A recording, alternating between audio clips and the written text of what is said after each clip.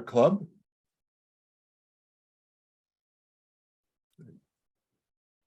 The Ruskin Art Club, which is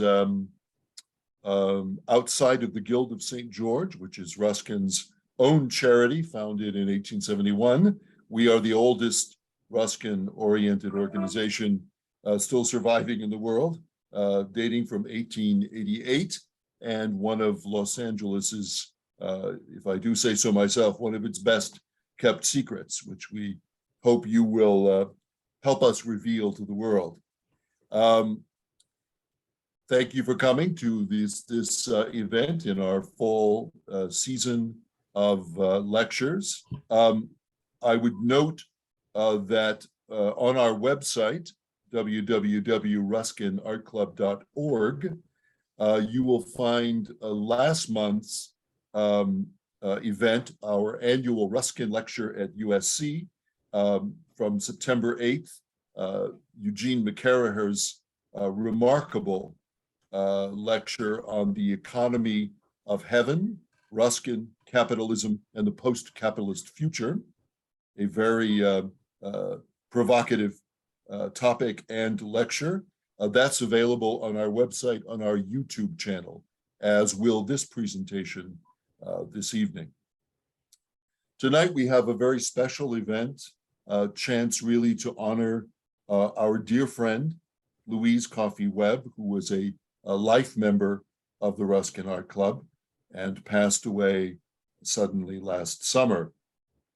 Actually, she was to have given this very lecture tonight on the eye of the beholder on peacocks in art and textiles. And we're delighted that, that Dale Gluckman could help us honor Louise tonight and enrich us with her own discoveries in the world of historic textiles. We know that there are many here who knew Louise and may wish to add memories or reflections. I just wanted to note that there will be an opportunity after the lecture. We always have at least a half an hour, 40 minutes for discussion, and that would be a fine time for people to add their reflections to this lecture and tribute. I'm going to turn things over now to Stuart Denenberg, the director of Denenberg Fine Arts and a member of the board of directors of the Ruskin Art Club, to introduce our evening. Stuart? Hello, good evening. Beverly and I, my wife and I, were introduced to Dale Gluckman through, Beverly may have known her long before, but through the great good medium of Beverly's mother, Norma Bubar, who actually spent time with Dale and on the largest council at the LA County Museum, the arts, the textile and costume council, which Dale headed up actually for a number of years, 5 years. She's been an independent curator. We were delighted to become not just professional friends, but personal friends of both Dale and her brilliant husband, John. We have enjoyed watching her career. She retired actually as long ago as 17 years ago, but that didn't stop her. She went on to work the year after retirement as a senior consultant to Queen Secret of Thailand. And indeed was the senior consultant there with a team in Bangkok, going back and forth from here in Los Angeles to Bangkok frequently, and building an extraordinary collection, which I would hope someday to be able to visit. It's on the grounds of the Grand Palace in Bangkok. Dale has curated, I'm going to read the biography that's on the invitation, because not many folks have had an opportunity perhaps to understand. You can flip the invitation and see further information on the back of the card. Dale's curated over 30 exhibitions, and she's lectured and published widely on textiles and dress, from East Asia to Europe and America, from Chinese rank badges as a subject to American bridal fashions. Among her many credits is lead curator and organizer of the multiple award-winning 1992 LACMA exhibition and catalog, When Art Became Fashion, Kosoda in Edo period Japan. Her latest project, a royal treasure, the Japanese batik collection of King I'm going to have trouble here, Chulalongkorn of Siam, shown at the Queen's Museum in Bangkok, was accompanied by a fully illustrated 320-page catalog. And so I'm going to introduce Dale, who is going to talk about also our mutual friend, and a very, very brief reminiscence before Dale just talks about Louise. I remember a slightly alcoholic tea party in the backyard of Louise's lovely and charming and chock-a-block full of amazing things house in Culver City, where she was so busy. And what I can tell you is that the extraordinary event of the day was the accompaniment to our tea party of the song of a mockingbird that came to rest on the wire behind the house. So with that song in mind, let me present Dale Gluckman, who will talk about Louise for a little while, and then discuss her extraordinary discovery of the King of Siam's collection of Javanese textiles. Dale? Thank you, Stuart. Can you hear me? Apparently not. Yes, we can hear you. You can hear me. Okay, good. I just want to make sure that you could. It is with both sadness and humility that I present this tribute to a remarkable woman, Louise Coffey-Webb, who suddenly passed away on July 3rd. And as you know, she was a life member of the Ruskin Society, and she was scheduled to give a talk tonight on one of her favorite topics, the peacock in art and fashion. But she was not just another pretty face. Rather, she was a highly respected arts professional with a long and full career. And I'm really deeply honored to be asked to do this presentation. Lulu, as she was known to friends and family, was born and raised in England, the second of 3 children. Her first job after leaving high school was with BBC Radio in London, where she quickly became a production assistant in radio drama and documentaries. It was during this time that she met a young American actor, scriptwriter, and comedian, Charlie Coffey, who was working in London. They married in 1979, and Lulu came to live in Los Angeles and eventually Culver City. Okay, that was supposed to change slides.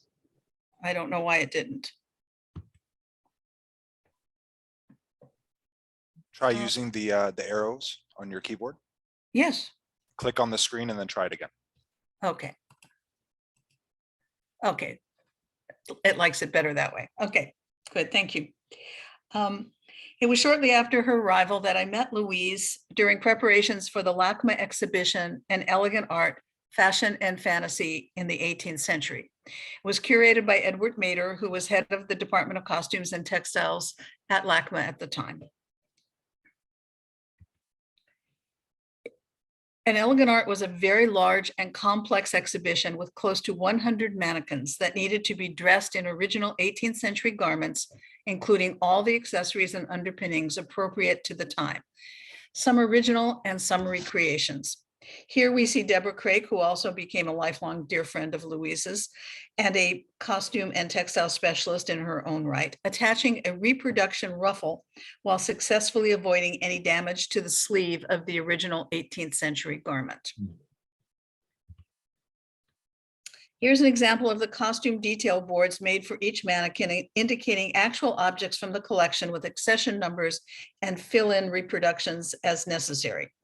On the right, on that same mannequin is a scene in the exhibition with the mannequin dressed properly. And this is one of, I think, 100 mannequins in the exhibition. It was a huge undertaking. And we all learned an enormous amount.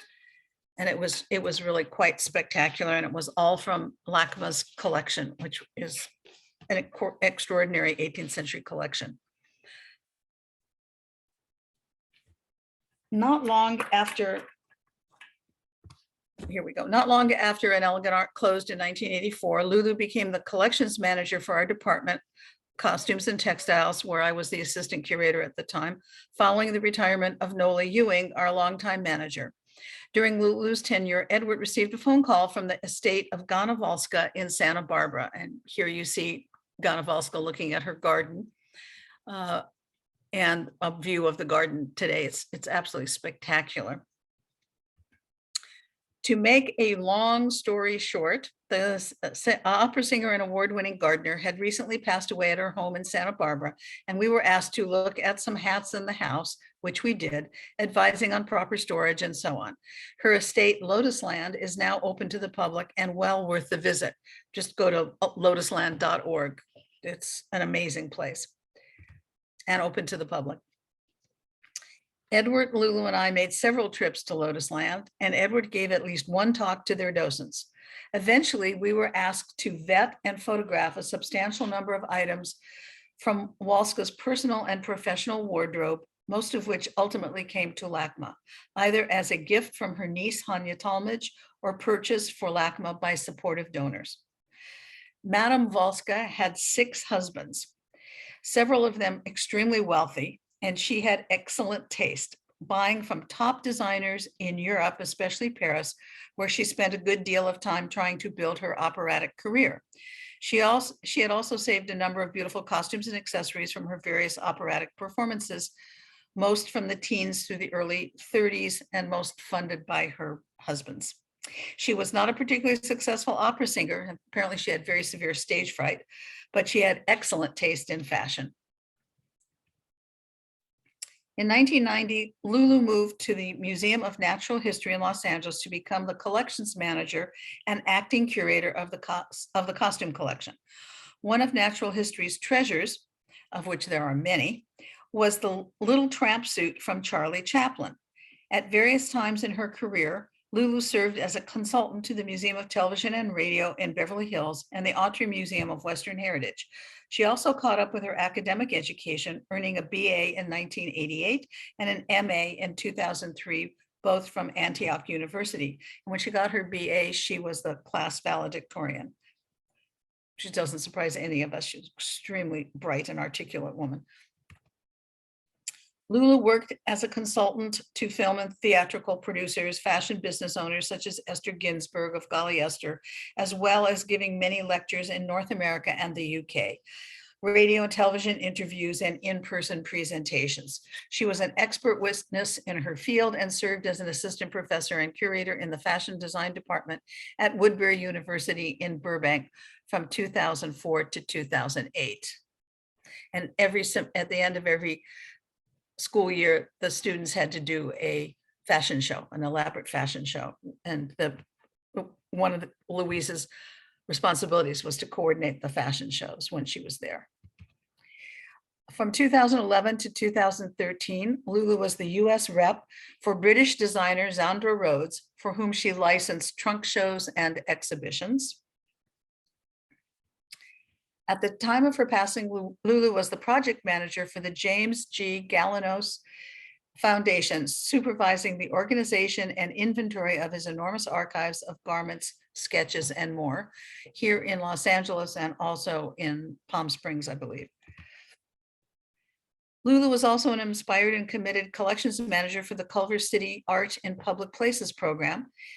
In this capacity, Lulu was the production manager for this handbook, a self-guided tour of public art in Culver City. It is still available on the City of Culver City's website. She was also the author of Managing Costume Collections, which is described by the publisher as follows.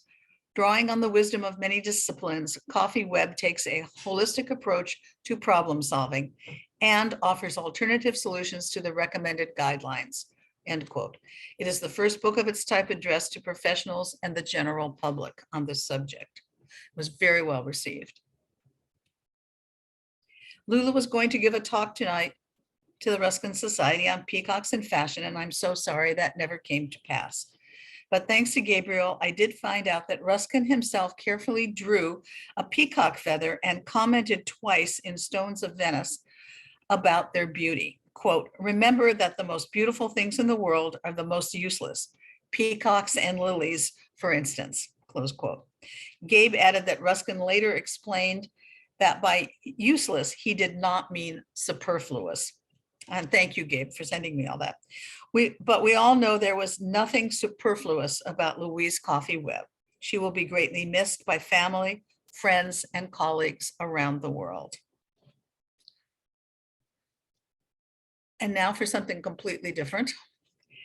Hidden treasure, the rediscovery of the Javanese batik collection of Thailand's King Chulalongkorn. He ruled from 1868 to 1910. We now turn to the remarkable story of the rediscovery of the Indonesian batik collection of this king, King Chulalongkorn.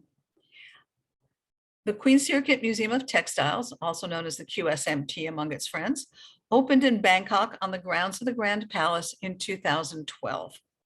The building, which dated from 1871, was renovated to meet modern museum standards of safety and accessibility.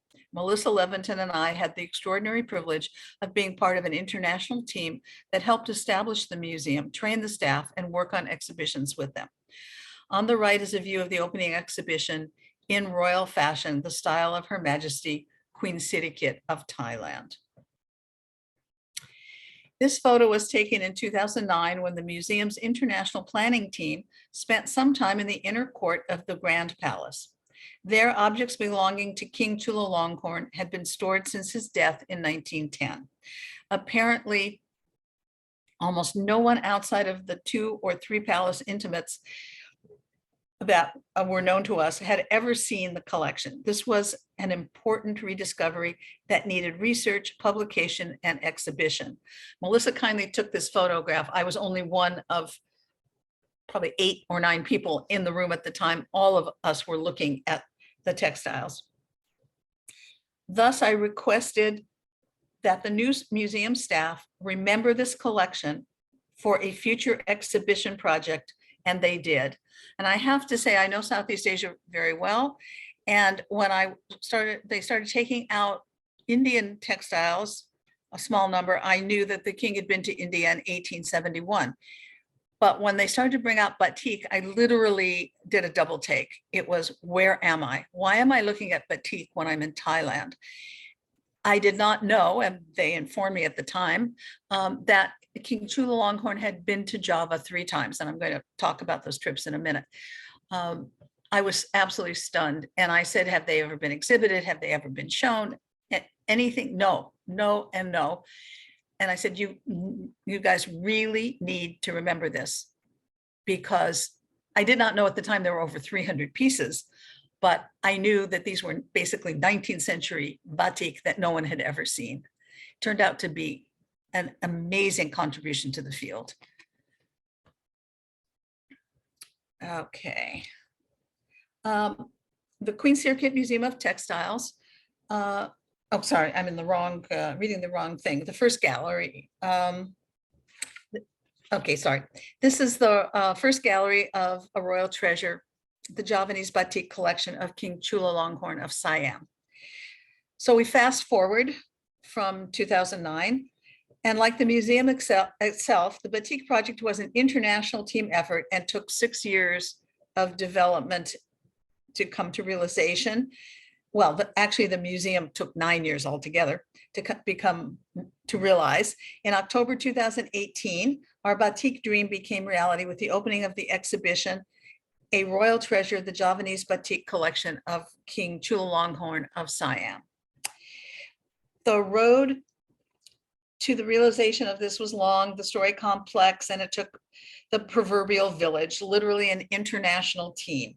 And I again want to thank everyone who worked on this from Indonesia, Thailand, the Netherlands, and the US. Tonight, I'll share highlights of the story of His Majesty's travels in Java and some of the special pieces in the collection and the amazing discoveries we made along the way. But first, a commercial break. The exhibition was accompanied by a 320-page full-color catalog written by an international team of researchers and authors, and it was designed by LA's own Amy McFarland. I'm sorry, every time I move anything, things change here on the screen, I'm sorry. It is available on Amazon, and sales help support the museum, but not the authors, which is just fine. King Chulalongkorn became Siam's ruler in 1868 at the age of 15. He was the real-life crown prince in the story of Anna and the King of Siam. In 1871, King Chulalongkorn made his first of 3 trips to Java and Singapore. But first, I want to give you a brief orientation. At the time of the king's travels, Siam, as Thailand was then known, was surrounded by countries colonized by Europeans. So here's Thailand. I think I can someone indicate Thailand? Okay. Yes. Well, okay, whatever. That's Thailand is in the middle of the peninsula there. It's right here. Okay, maybe you can see my cursor. It was surrounded at the time in the 19th century and into the early 20th by Laos, Vietnam, Cambodia, all of which were French colonies. Burma and over here, India, not very far away. This is India right here, were under, and Singapore were, I don't know why this is changing. Sorry, Singapore were British colonies, as well as Malaysia, and all of Indonesia, Borneo, all of this area here, not the Philippines, but all of this was Dutch. Okay, Philippines was Spanish. So they were basically surrounded by, except for China up here, which remained independent, they were really surrounded by colonies, European colonies. His Majesty was dedicated to keeping Siam independent, a goal he successfully achieved, but also to modernize it.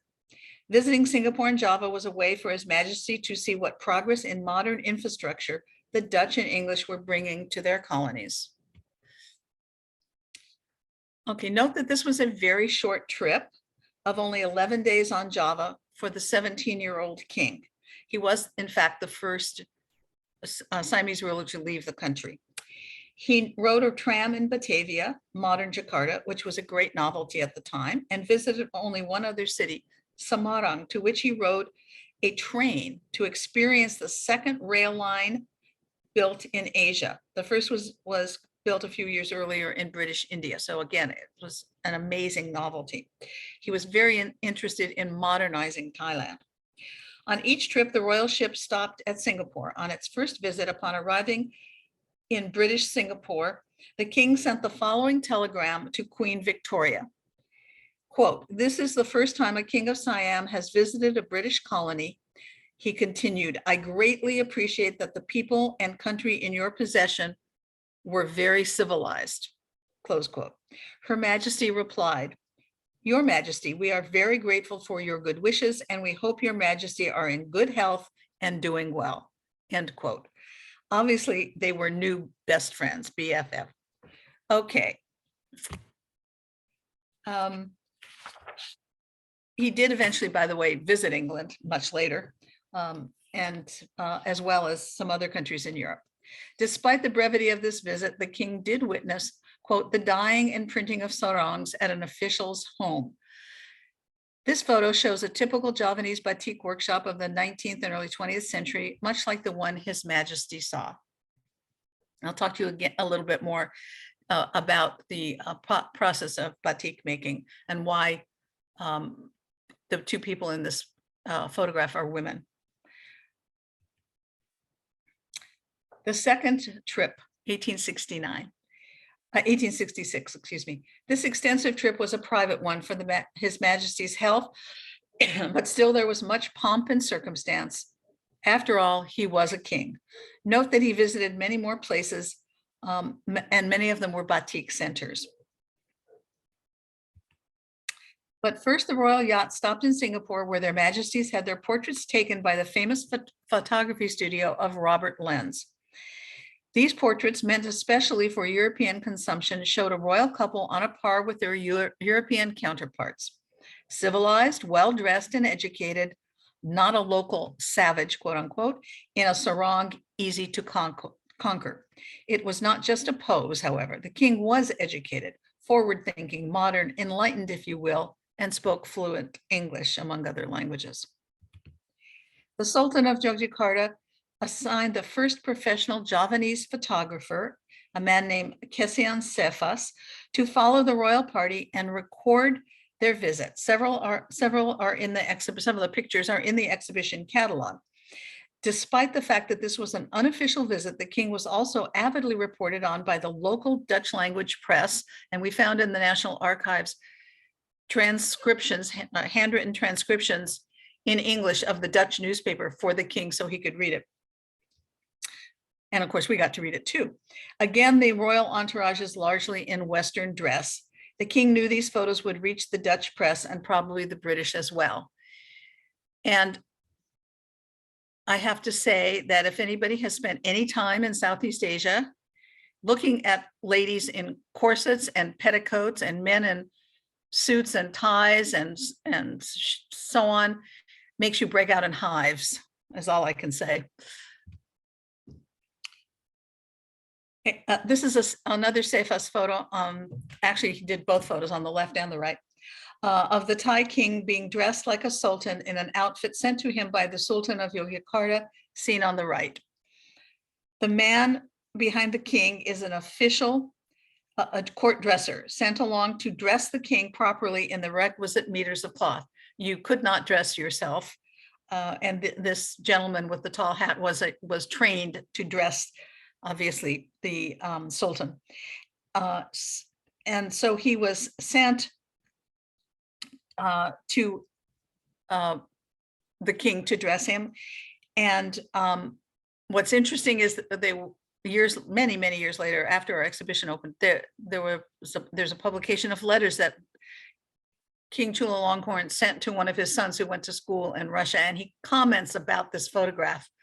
And he says that he felt a bit foolish and he looked like a bantam cock. But the outfit apparently came back to Thailand, although all we could find in the inner court was the hat, which we did use in the exhibition. Returning to Bangkok, His Majesty ordered a display of some of the objects he had either purchased or had been given when in Java. Since this is the, excuse me, since this is the only image of that exhibition we have, however, there's no way to know if any of the batik collection was displayed in the inner room, which is the room beyond the entrance.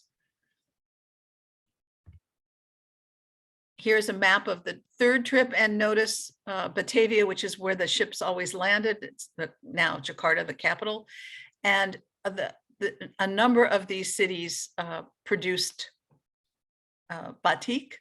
This is Central Java, which had its own unique style, which I'll talk about.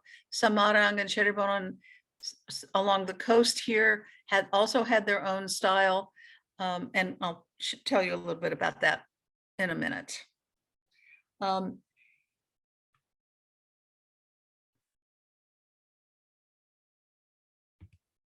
Okay, this is a portrait of the king, a formal portrait of the king being entertained and received at the Kraton or palace of the Susuhunan of Surakarta. And this is 1901. The royal party at the palace, one of the king's two daughters, King Chulalongkorn's two daughters, one is here and one is here. In the photo, recorded his diary of the trip, which is now in the National Archives in Bangkok. And I believe it was this daughter here. And that was also very helpful to us, and our Thai colleagues kindly translated for us. During this trip, one of the king's sons became ill, and as a result, their majesties stayed with him in Bandung for over a month. On a rainy June 12th, His Majesty requested that the batik seller from Pekalongan be summoned to the hotel. It should be noted that Bandung at this time was considered the Paris of Java, with a large foreign population where fashionable batiks were sold, many made in towns along the north coast of the island. There were many Dutch living there, particularly because it was much cooler. It was a bit higher and it was cooler. Here is a typical batik vendor, much like the one that was probably summoned to the King's Hotel in Bandung. 8 pieces survive in the royal collection that were almost certainly purchased at this time from a famous batik workshop owned by a Mrs. J. Jans. And we'll see a couple of those pieces in a moment, and I'll talk about her. This is a map of the cities with that were known to have from which he collected batik, which are survived in the collection. Many of them he bought in markets or from itinerant travelers, sellers, not actually in the cities, but you get an idea of the range of towns that produce batik and that are represented in the collection. And note that this is Central Java, which has a very distinct style, which we're going to talk about. I'm going to talk about in a minute. And this is the North Coast, which also has a very distinct style that I will talk about. Very briefly, for those unfamiliar with the batik process, it is known as a resist dyeing method. It is complex and it takes great skill. There are two ways to apply the wax: with a pen filled with hot wax, and it's called a chanting, and you see those in the woman's hand here, and you see a line of them. They have different size spouts for different size lines. Look at how fine this one is, how much thicker these are. And the chanting is dipped in hot wax, and then the person doing the batik, it has to stay molten and viscous. So the batik worker is constantly blowing on it to keep the temperature just right, so it flows not too much and not too little, and then constantly dipping it into the wax, which, as you saw, if you remember in the picture of the two women doing batik, there was a small little fire that they keep the wax on. They put coal in there and they keep it to keep it molten, which is a key to the whole thing. Each design requires a complex combination of waxing, dyeing, boiling off wax, re-waxing areas that need to remain undyed or not to be over dyed with the next color. And this is repeated many, many times. It's an exceedingly complex process. Here down here is indigo dyeing. Here is washing off the wax and the excess dye and so on to be re-waxed again. It's a kind of conceal and reveal process that's exceedingly complex. This is called tulis batik, and it's done by hand, and it's done by women because it's very, very concentrated and precise, and the lines can be exceedingly fine. There's another form of batik which is stamped. It's usually a less expensive type of batik, often done in the same workshops. And these are copper stamps, probably inspired by the wooden stamps that Indians used on, and still do, on printed fabric that was exported to Indonesia, and then they developed the copper stamp to imitate it. But the designs are all Indonesian, and it takes a lot of upper body strength. So that's why men tend to be the, not all men, but not always men, but 99% it's men, because it does take a great deal of upper body strength.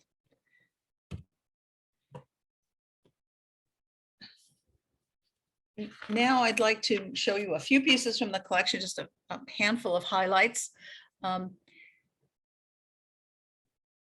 None of the pieces that I'm going to show you can be later than 1901, the date of the king's last visit to Java, and many of them date from much earlier, 20, 30 or more years earlier. There are a total of 5 pieces in the collection from the batik workshop of Carolina von Frankemont, the first known Eurasian female batik entrepreneur. Her pieces are distinctive and were highly prized for decades after her workshop was destroyed by a volcanic eruption in 1867. And she may have perished with it. We don't know for certain. All cloths attributed to von Frankemont in the royal collection have their ends sewn together, indicating they were worn because they would have been worn as hip wrappers or sarong. And when you see this vertical panel here, and then some other design over here, it indicates that it is a sarong and it's meant to be sewn together and worn in a tubular fashion. However, was also an indication that these were not purchased new, because new cloths were and still are sold open at the ends and therefore are flat, regardless of how they would ultimately be worn. So it was the buyer who would then take their sarong and have it sewn up. And if it was not a sarong, but a kain panjang, which one design covers the whole piece, then they wouldn't sew it together at all. They would pleat it and wrap it. We do not know on which trip nor where they were acquired, but they are among the rarest and most sought after examples in any historic batik collection.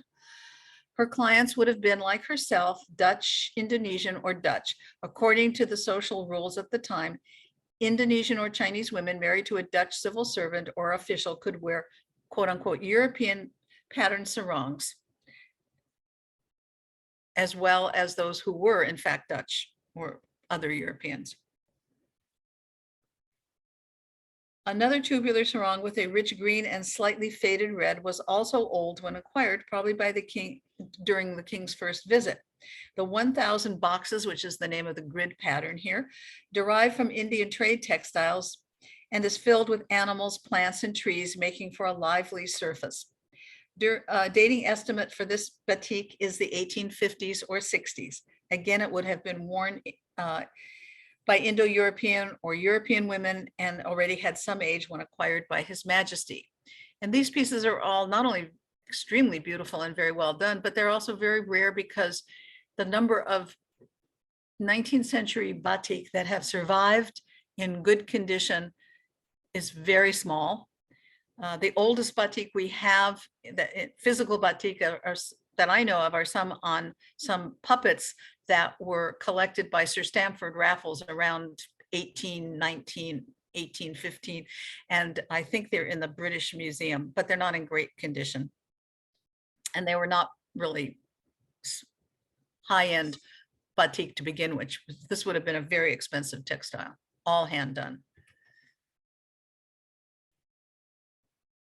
Large cloth hangings like this, like the one on the right here. I hope you can see it. It has a single tree growing out of a hillock. And these were exported in large numbers to Europe. The design was called by Europeans the tree of life. They were, however, also traded to the Dutch in Indonesia. And here we see their design influence on this exquisite woman's hip wrapper from the coastal town of Lasem. The stylized tree and hillock are not obvious, so look carefully. Here is your hillock, and this, which looks like a large plant, is in fact the tree, or inspired by the tree. It was probably also purchased from, quote, the batik seller from Pekalongan.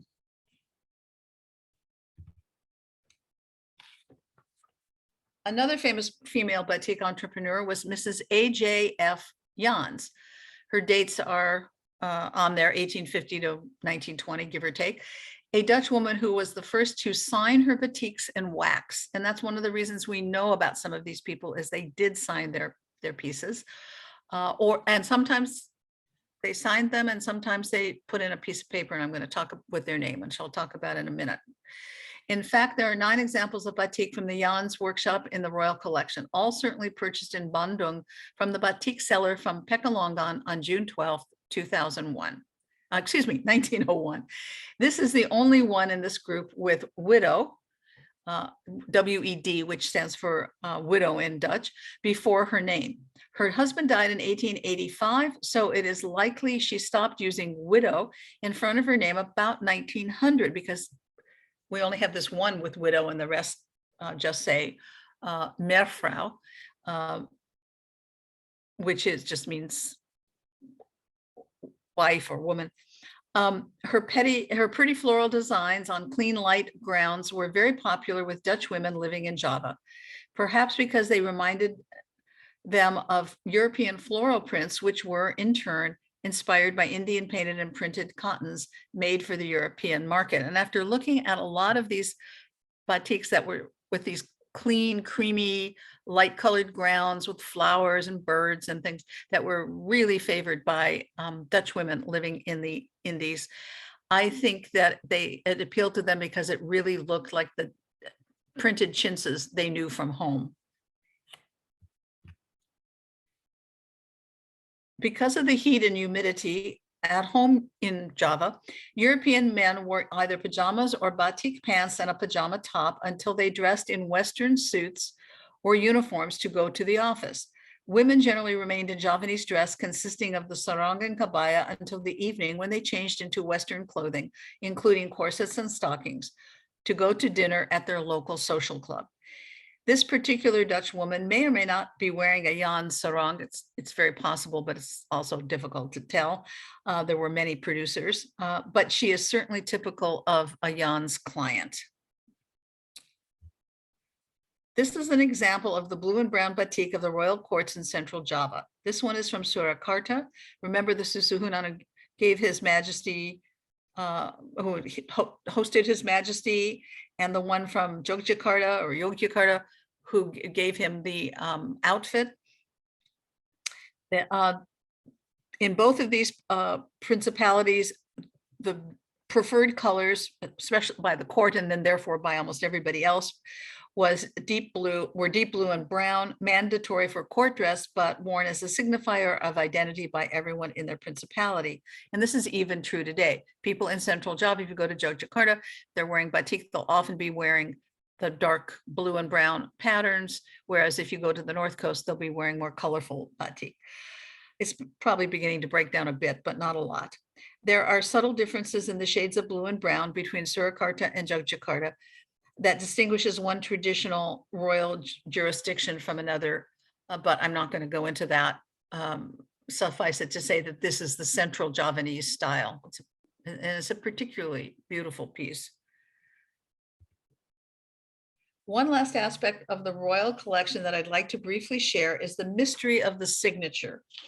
That's what I call it. The papers found among the inventory cards for the king's collection seen on the screen. I don't know when they were made nor by whom, but they are primarily in English. These are these inventory cards, and that's this and this and this. Okay. And they're not one, there isn't one for every piece in the collection, about 300 pieces in the collection, but there are many, many that have survived.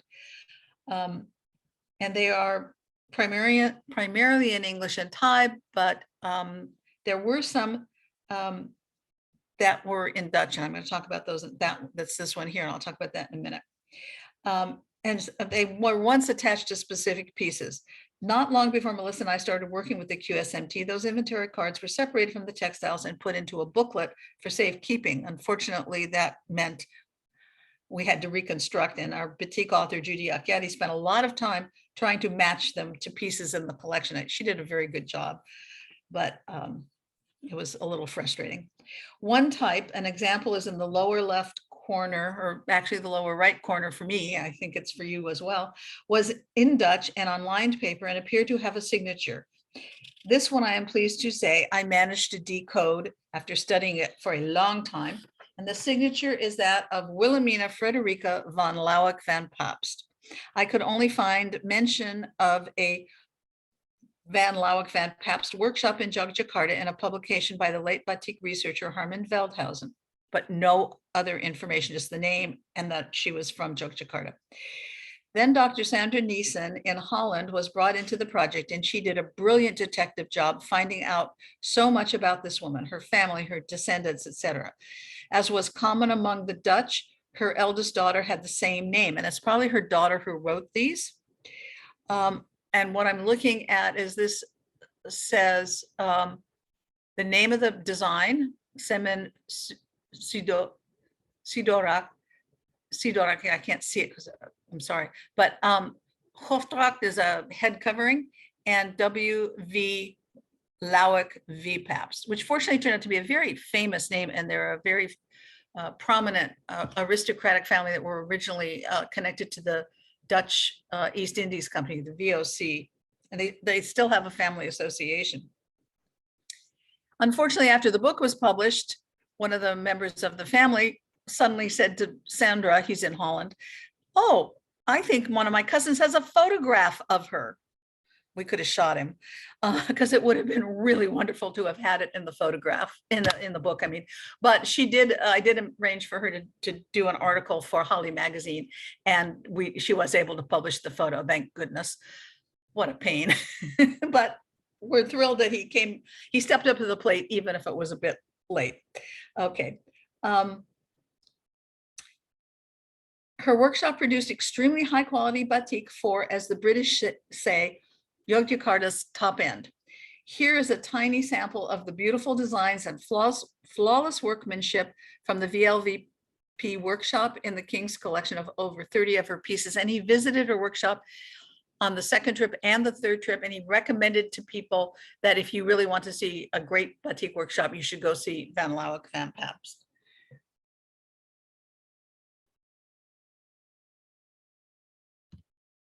Okay, here's one example. This is the Central Javanese of brown and blue. Indigo, and the brown is a local dye. It's called soga. It was worn essentially by European or Indo-European women from Yogyakarta. Now, in other words, the batik you were wearing, your sarong, was not only telling people where you were from or where you lived, but also who you were, what your kind of social class was. There's very complex coding in these garments.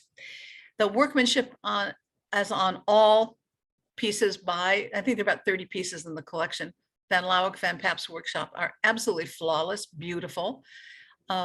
This is a combination of a traditional variation on a traditional Javanese, Central Javanese design, but also this is taken from European lace patterns, and this diagonal pattern was very popular in 1900 and was primarily worn by Europeans and Indo-Europeans on the kepala, or this is called the head of the sarong.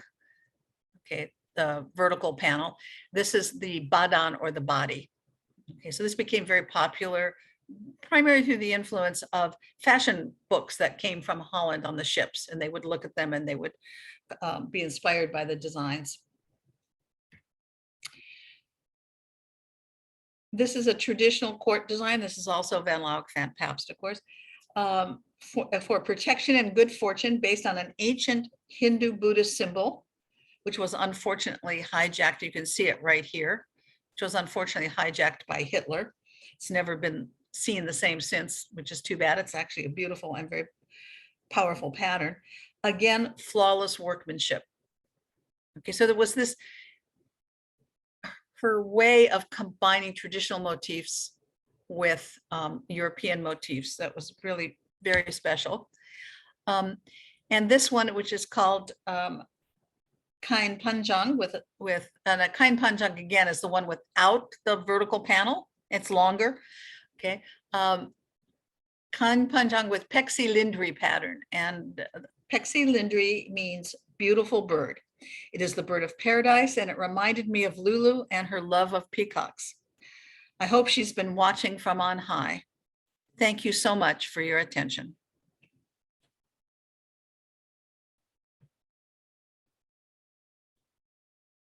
Our picture up, I guess. I don't know what it looked like today. Wonderful. We're muted. No. Everybody's muted, I think.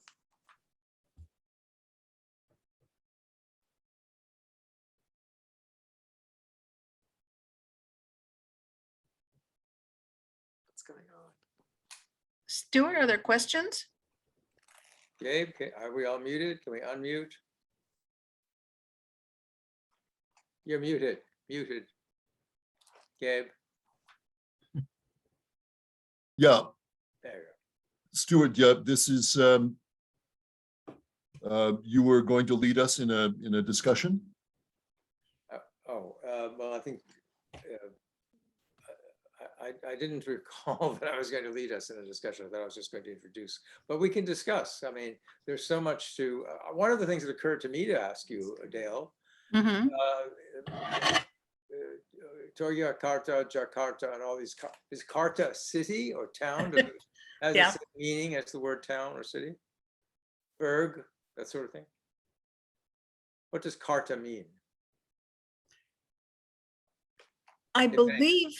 believe it means I don't know for sure. I'd have to go look it up, but I think it has some association with like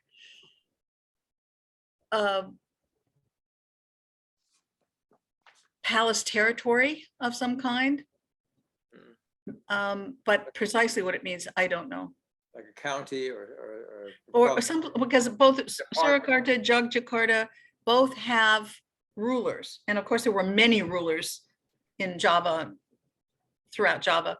So it's like the court territory kind of thing. Is there any discovery comparable to the discovery you made in the palace in Bangkok in your time as a curator? Is this by I private? don't think so. I mean, we had a big collection of batik donated to us, and I did a project and an exhibition and a catalog with, and brought in 2 batik specialists from Holland. One of them was Harman Veldhuizen. And so I've spent a lot of time in museums and in Indonesia and so on looking at, no, I don't know of any collection. I mean, there are possibly more than 300 batik in the collection of the Tropen Museum or something that was, built over the years, but not from one single source like this. It's quite striking, I mean, Gluckman has a nice collection, but I don't know that there are 300 pieces, and only a handful would be of the quality of most of these. How do the collections at Gluckman compare with the Victoria and Albert collection, or is there another museum that should be? Well, the 2 museums that come to mind right off the top of my head, one is the Tropen Museum in Amsterdam, which has a very big collection. And there's some other museums around Holland that have very good collections. And then this Asian Civilizations Museum in Singapore has a very good collection.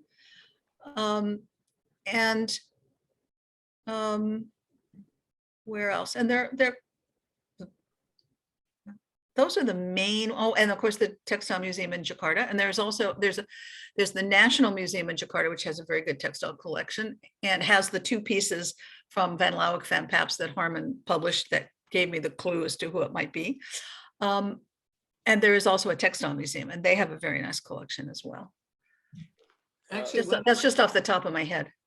one of the things I recall about this project that you did, Dale, was that you actually trained the people there that could carry on the work at the museum and took them to Europe and connected them. And so this sort of passing on and training another generation to be able to really take care of the collection for the future, and also just the sophistication that it brings to that country, and it's very Ruskinian actually, to be able to do that, and the influence of taking them to Europe, and I think was fantastic. But we might talk about that a little bit.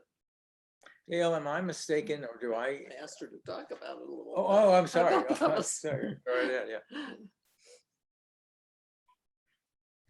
Well, leaving that next generation there in place, how did that influence them for you to discover those collections for their okay, well, serve? they might have eventually, someone might have suggested that they show those batik, but I don't think so. They had never really been seen. Apparently, the collection was known by the man who was going to be the director of the museum, the Queen Sirikit Museum, who unfortunately passed away before it opened. And he told us that he had told Maddie Bell Gittinger, who's one of the senior people in the Indonesian textile world.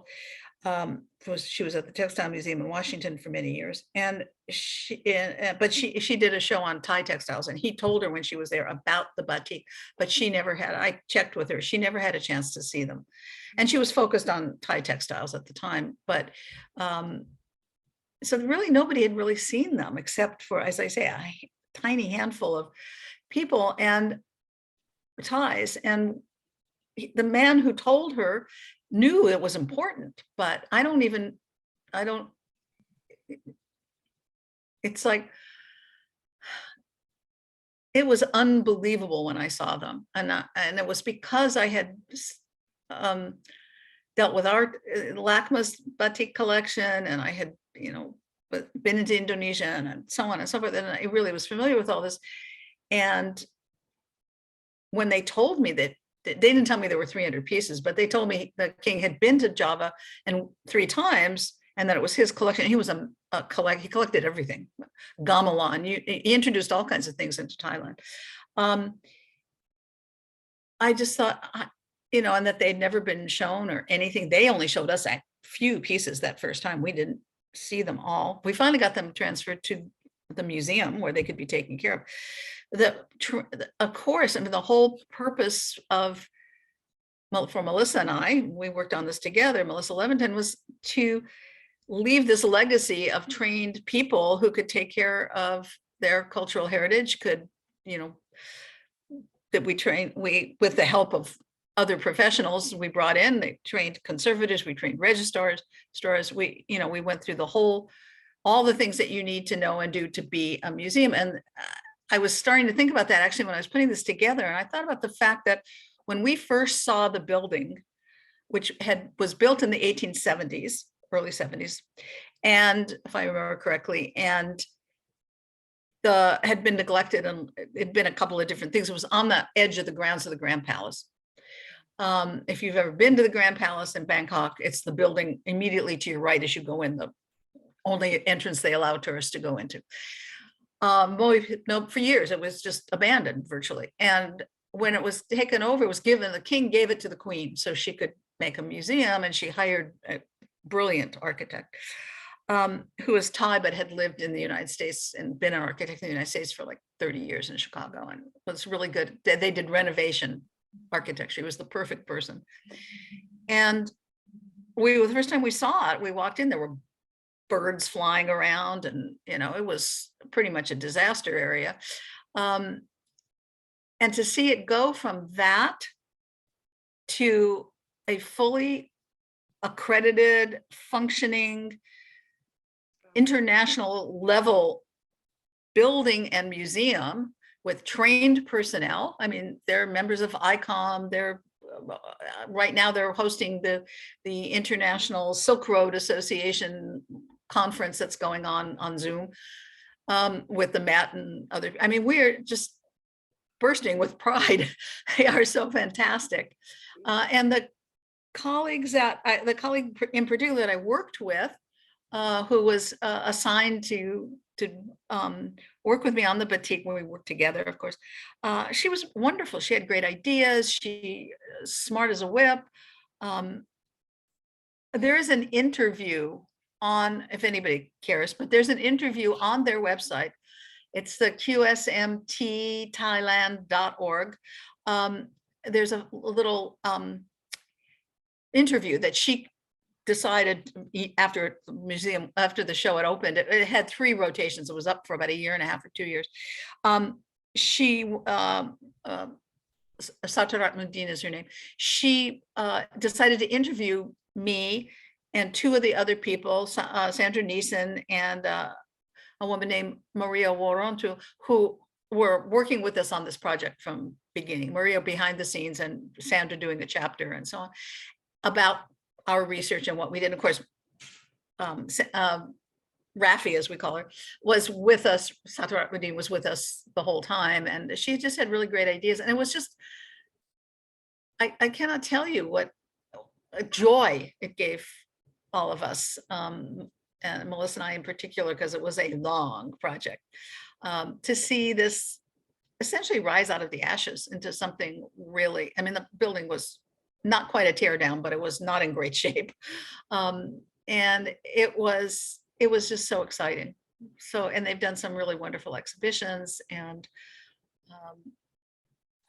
we're very proud. We're very proud of them, and we're proud of what we accomplished. Open the Q&A to the rest of our guests, and Sure. see if anyone has some thoughts or ideas.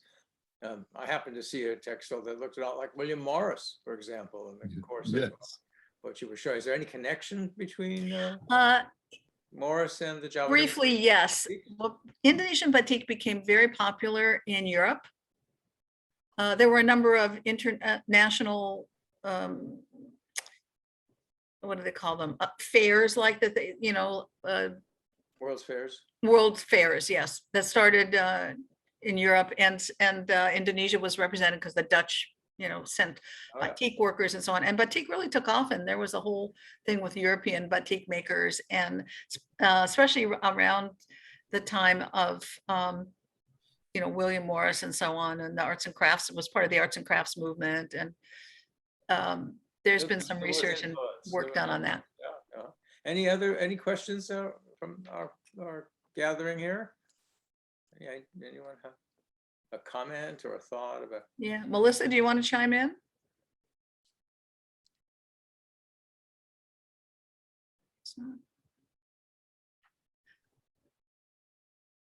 Hi, everyone. Let me turn my camera on. Okay, good, thank you. So that you don't have to look at simply the letter of my first name. There we go. There she is. Hi, everyone. Nice to see you all. Great talk, Dale. It was just so nice to revisit this project. And I don't necessarily have a whole lot to add. I was one of those behind the scenes people because my area of specialization is Europe and America. So I left the batik research to the experts who, particularly Dale and Maria and Rafi and Sandra, who really were getting into the Indonesian part of it. But I was there in Europe. I was there in Indonesia several times. And I just want to emphasize that this was such a team project. And over the 4 or 5 years that we worked on this, we all learned so much. And the story about the king's travels and where he went and who he saw, and the fact that he was a man who shopped till he dropped. And reading all of those accounts for what he was buying in all of those places, and all of the merchants who saw him coming and said, Yahoo, here's the king of Thailand. We know him by repute. He's got lots of money. Let's go sell him stuff. And what was really fascinating for us, finding those 307 pieces in storage, it took a year to get them transferred to the museum. But then being able to unroll each one and look at all of them in close detail and wondering about the ones that weren't here anymore.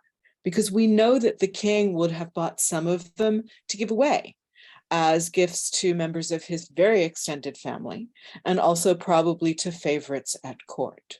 So it does make you wonder, 307 of them came down to us in the 21st century. What else is out there? And is it ever going to surface? So that's one of those tantalizing questions that I think we were all left with at the end of the research. But again, just one of those projects, and really the whole Queen Sirikit Museum of Textiles endeavor. Dale and I worked with them going there on site, on and off, for 12 years. And we're still connected with them. So although we haven't been since 2018, and of course the pandemic put paid to an awful lot of that international travel, but it's been, I think, one of the most rewarding professional connections either one of us have ever had. And I want to echo what Dale said. We are just so proud of our Thai colleagues and how far they've come and what they've done both with us and without us. It's been amazing. Yes, and I wanted to add, I did not mention really Judy Akiati. Judy Akiati wrote all of the information on the batiks and the technical section and so on in the book.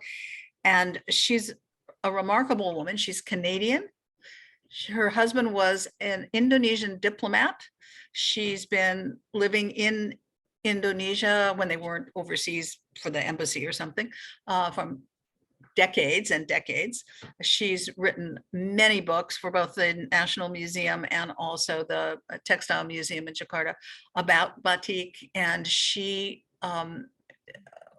just did an extraordinary job. And she spent a lot of time talking to several batik producers, batik artists in Jakarta, showing them, who are Indonesian, showing them pieces, talking to them about it, and so on. And she was very excited. She said, some of these pieces are so rare, they just I've never seen one like of this date and this quality.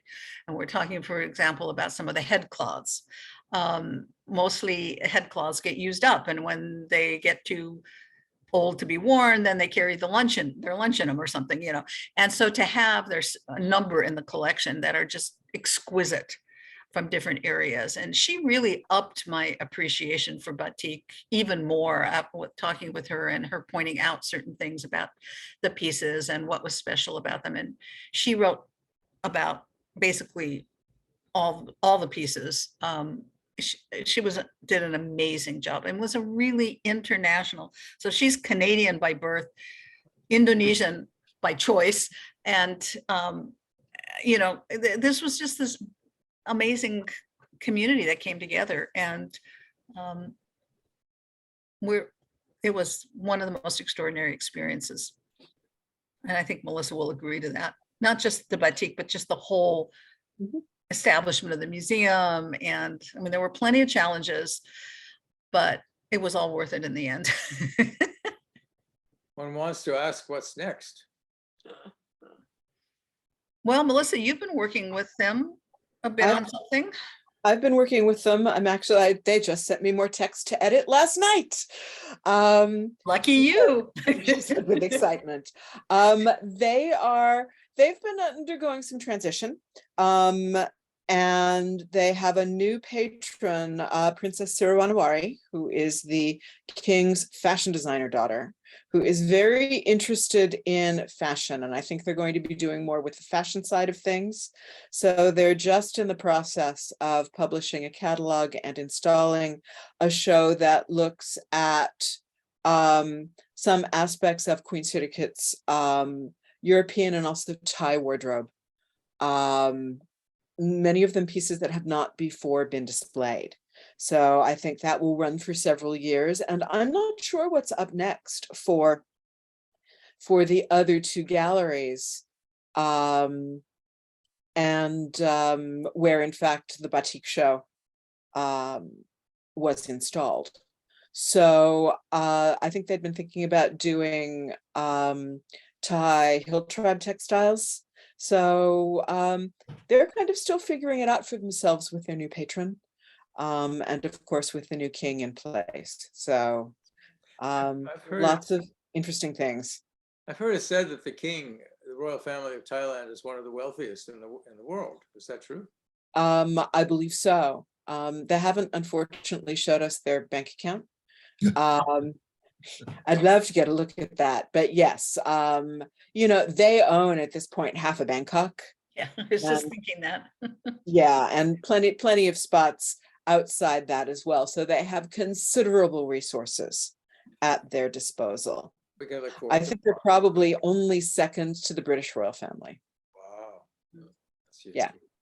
A lot of money.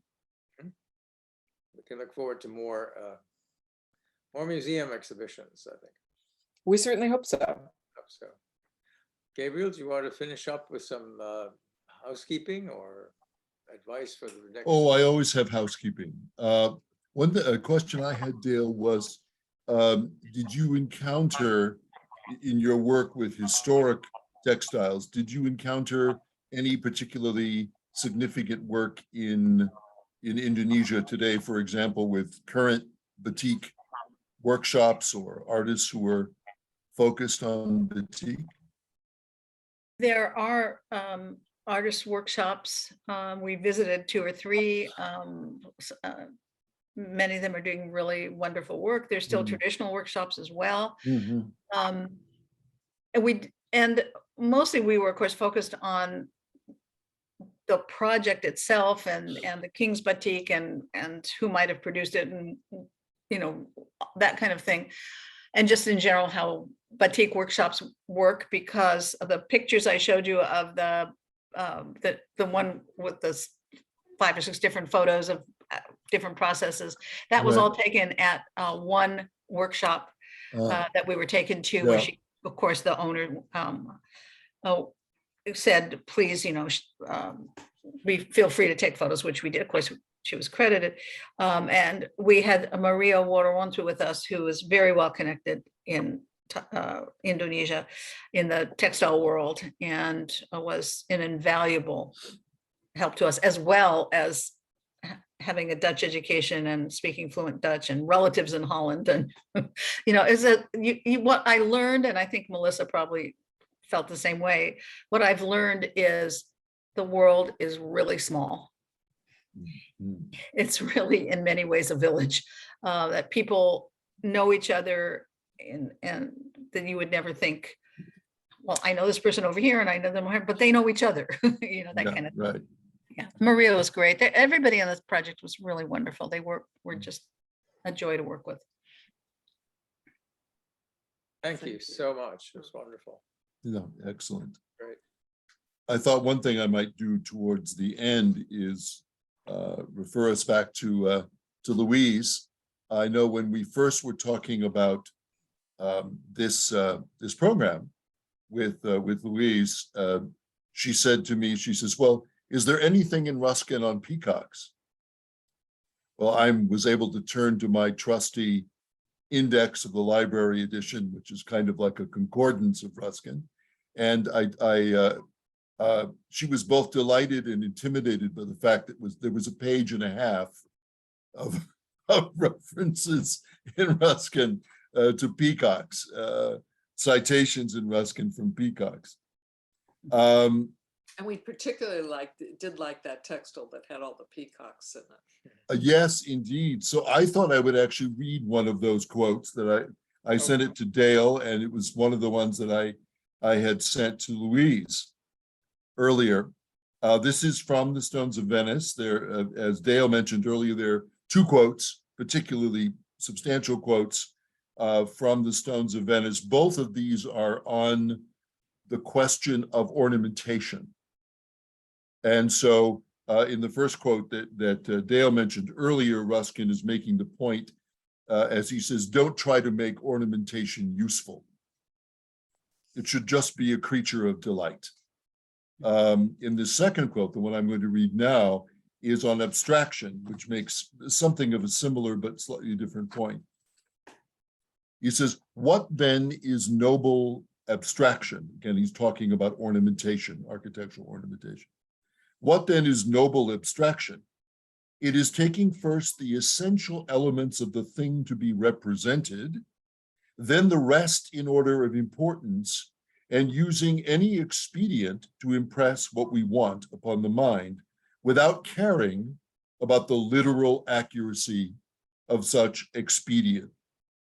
Suppose, for instance, we have to represent a peacock. Now, a peacock has a graceful neck. Well, so has a swan. It has a high crest. So has a cockatoo. It has a long tail. So has a bird of paradise. But the whole spirit and power of the peacock is in those eyes of the tail. It is true that the Argus pheasant and 1 or 2 more birds have something like them, but nothing for a moment comparable to them in brilliancy. Express the gleaming of the blue eyes through the plumage, and you have nearly all you want of peacock. But without this, nothing. And yet those eyes are not in relief. A rigidly true sculpture of a peacock's form could have no eyes, but nothing but feathers.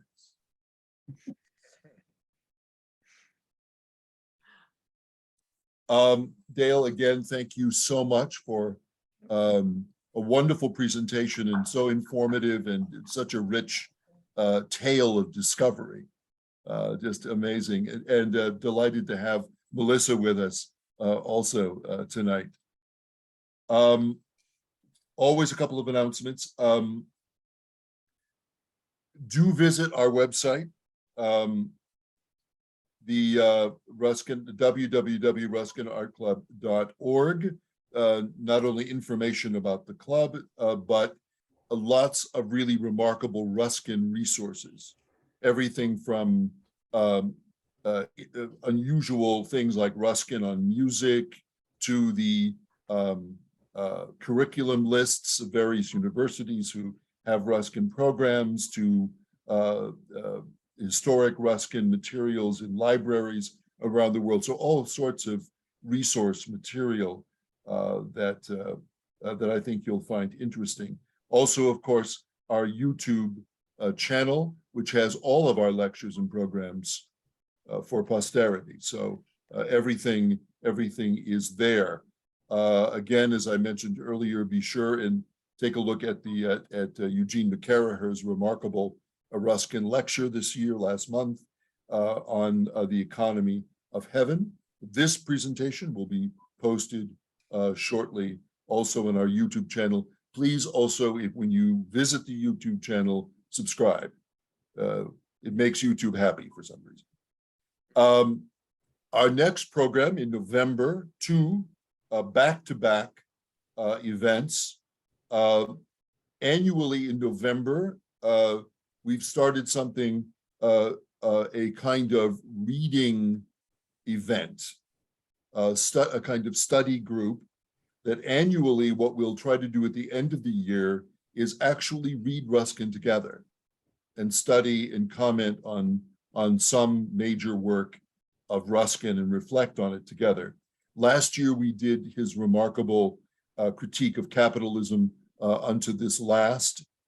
This year, we're going all the way back to the kind of the beginning and the middle of Ruskin's career with his epical work, Modern Painters, which began as a great defense of Turner against the critiques of the Academy, and ended up running to 5 volumes, irregularly published over 17 years.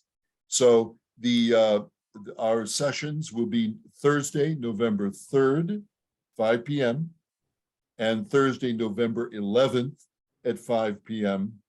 The title of the session is The Other Name of Life, an Introduction to Modern Painters. So the first session on November 3rd will be focused on Modern Painters 1, which Ruskin wrote at the tender age of 24 and became a bestseller and a major figure in the art world overnight. Charlotte Bronte once wrote that when she read Modern Painters 1, that Ruskin had given her eyes. Modern Painters, the second session will be on Modern Painters 5, which is the last of the volumes of Modern Painters. So this will give us a kind of book-ended feeling for this major work of Ruskin's. These will be study sessions led by Sarah Atwood, who's a Ruskin scholar, young Ruskin scholar, and professor of English at Portland State University. These are not lectures so much as they are guided group study, where we'll look at different texts from modern painters and have a chance, to engage about them as we work our way through. So please join us for these sessions. Last year was a lot of fun.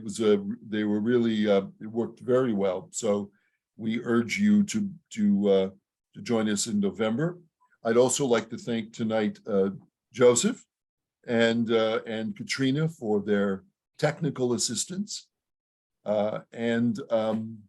I think what I'll leave you with is we'll see you in November. Good night. Much, Gabriel.